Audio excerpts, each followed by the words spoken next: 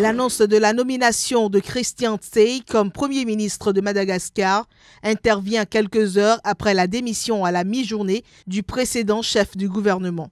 Olivier Marafali aura été au poste pendant 2 années. J'accepte sans condition l'avis de la Haute Cour constitutionnelle, prouvant ainsi mon sens du patriotisme.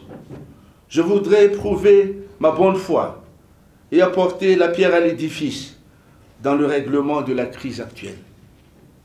Ainsi, j'accepte volontiers et avec joie de démissionner afin de permettre au président de la République de choisir librement un Premier ministre de consensus.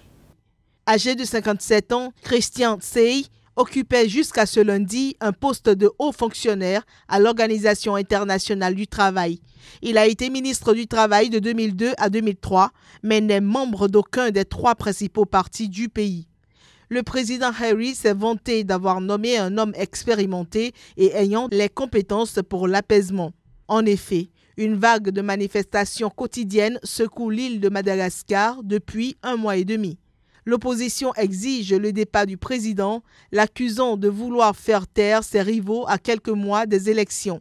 Pour tenter de sortir de l'impasse, la Haute Cour constitutionnelle a ordonné, il y a 10 jours, la nomination d'un nouveau Premier ministre et d'un gouvernement d'union nationale. Dans leur arrêté, les juges lui ont imposé de composer une équipe qui reflète les résultats des élections législatives de 2013. La crise a éclaté à quelques mois des élections générales. Elle était prévue en novembre et décembre, mais la Haute Cour constitutionnelle a imposé qu'elle se déroule dès la saison sèche, soit entre mai et septembre prochain. Le président Harry, élu fin 2013, n'a pas annoncé s'il comptait se représenter pour un autre mandat.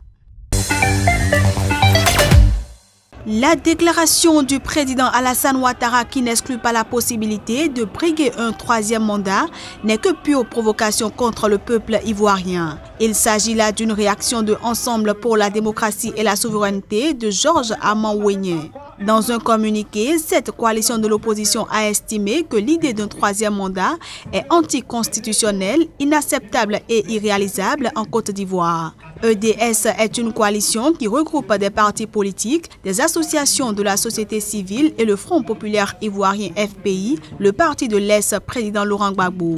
La plateforme, qui a été particulièrement active lors des protestations contre le nouveau Sénat, dont l'élection a eu lieu en mars dernier, croit que le président Alassane Ouattara devrait plutôt se résoudre dès maintenant à la mise en place d'une commission électorale consensuelle pour des élections libres, justes et transparentes qui doivent être le gage d'une alternance démocratique et pacifique en Côte d'Ivoire.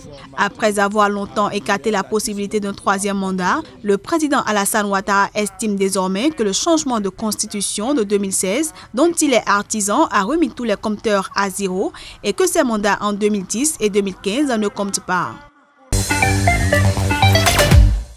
L'opposition malienne ne décolère pas après la répression d'une manifestation interdite qu'elle a lancée à Bamako ce samedi et qui a fait 25 blessés, selon une source hospitalière. Elle manifestera à nouveau le 8 juin prochain pour réclamer des élections transparentes et un accès équitable à l'ORTM, la radio-télévision publique. L'annonce a été faite lors d'une conférence de presse aux allures de meeting dimanche à Bamako. Des candidats à l'élection présidentielle, des parlementaires,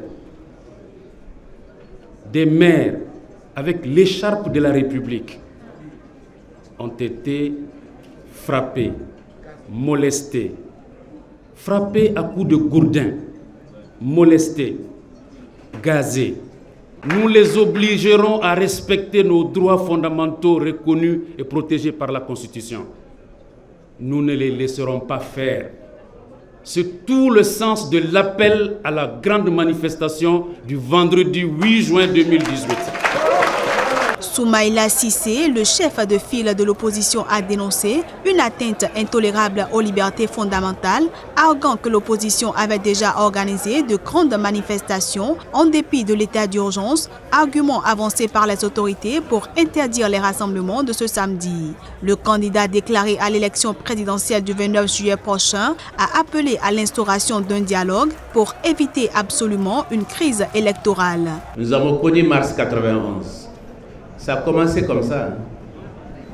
On sait comment ça finit. Et s'il continue, ça va finir comme ça.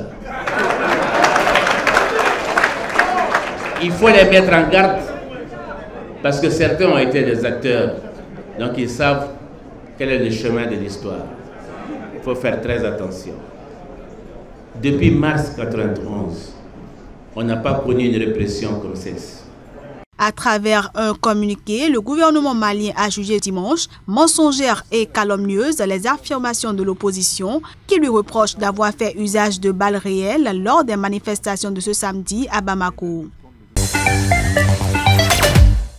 3 kamikazes se sont fait exploser pour le moment. Il y a 9 morts et des blessés, a déclaré sous couvert de l'anonymat un élu de la région de Difa, cible régulière d'attaques des islamistes de Boko Haram par le passé. Les kamikazes, 2 jeunes femmes et un homme, ont fait exploser leur ceinture d'explosifs en différents endroits de la ville, a expliqué l'élu, en précisant qu'une école coranique installée dans un quartier populaire de la ville avait été l'une des cibles. Les lieux des attentats sont bouclés par les forces de sécurité qui ratissent la ville afin de la sécuriser, a confié une source sécuritaire. Ces attaques surviennent alors que le président nigérien Mahamadou Issoufou a entamé lundi une tournée européenne qui l'a conduit à Paris lundi et à Bruxelles mardi. Elles interviennent après plusieurs mois d'accalmie dans la région de Difa, théâtre depuis février 2015 de nombreuses attaques du groupe islamiste Boko Haram basé dans le nord-est du Nigeria voisin.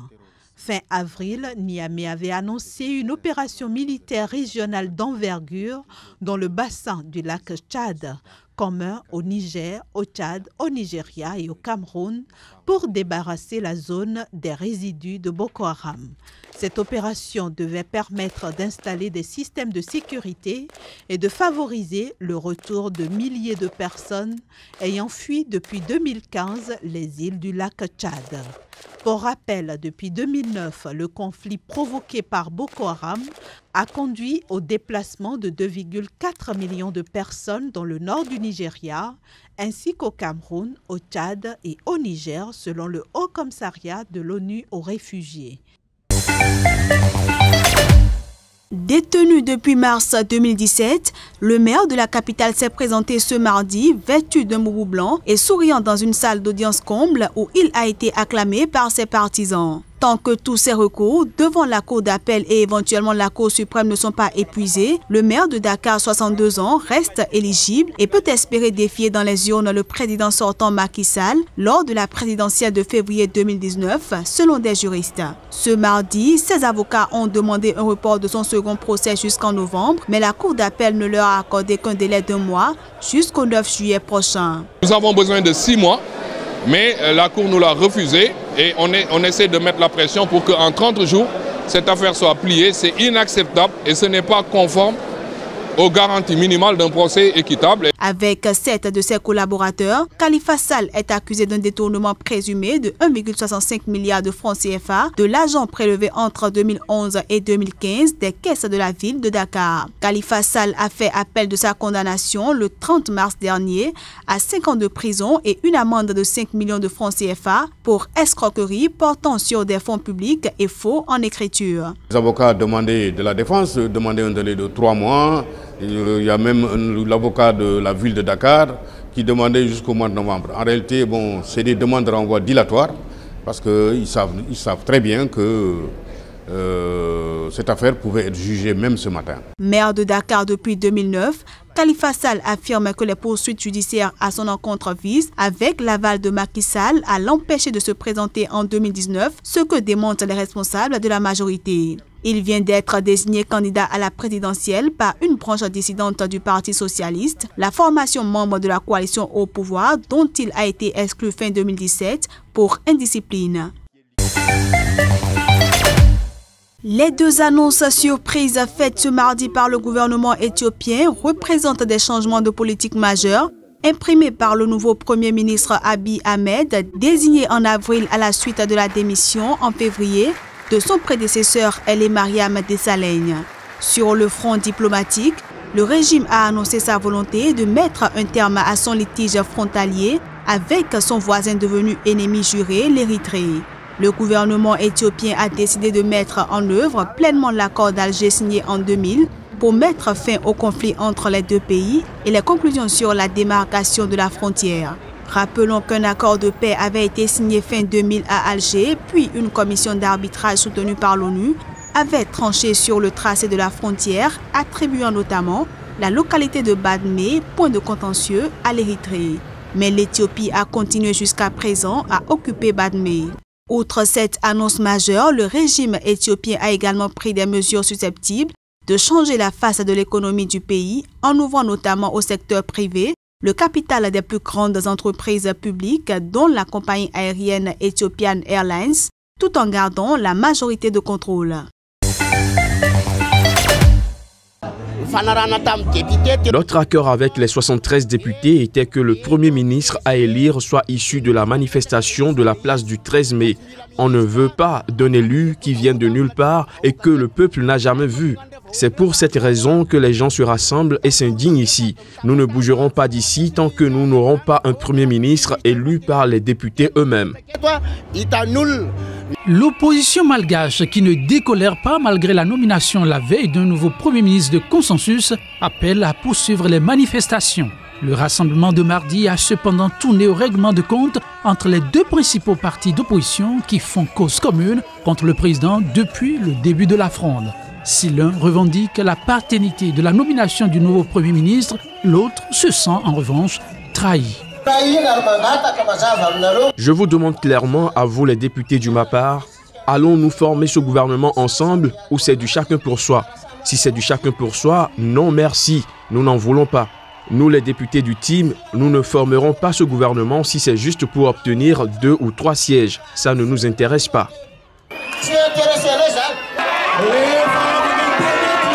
Si vous, les députés du team, dites « Nous ne voulons pas faire partie de ce nouveau gouvernement », que tout le monde comprenne bien qu'il en soit ainsi. Depuis fin avril, l'opposition manifeste quotidiennement dans le centre d'Antananarivo. Elle a d'abord protesté contre des lois électorales controversées et demande désormais le départ du président Henry, élu en 2013. Le décret datant de mercredi met un terme aux fonctions du gouverneur de l'Ogone oriental dans le sud du Tchad. Adam Nouki Sharfadine sera remplacé par Ahmad Taha Ahmad. Tout est parti d'un incident survenu le 22 mai et qui a entraîné un mouvement de contestation nationale au sein du système judiciaire tchadien. Une mission d'enquête du ministère de la Justice était arrivée le 22 mai à Doba, chef-lieu de la région, afin d'établir les responsabilités. En effet, l'avocat Maître Doumra Manassé s'est dit victime de tirs par des gendarmes sur sa voiture alors qu'il transportait 3 clients relaxés. À en croire le défenseur, ces 3 clients ont ensuite été bastonnés et emmenés dans les locaux de la gendarmerie de Doba. Le plaignant estime que de son agression et de celle de ses clients, son commanditaire, le commandant de la Légion de la gendarmerie et le gouverneur. Maître Doumra Manassé exige que justice soit faite. Et pour ce faire, les intéressés devront être libérés de leurs diverses fonctions pour se mettre à la disposition de la justice. D'après les conclusions de la mission d'enquête, il est clairement demandé le départ du gouverneur et du commandant de la Légion de la gendarmerie de Doba.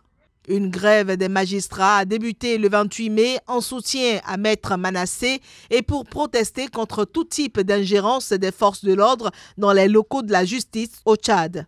Ils ont été rejoints le 31 mai par les avocats, les huissiers et les notaires qui avaient lancé leur mot d'ordre de grève jusqu'à mercredi, mais il a été reconduit. Le Tchad connaît depuis fin mai une grève de la fonction publique massivement suivie, bloquant hôpitaux, écoles et ministères.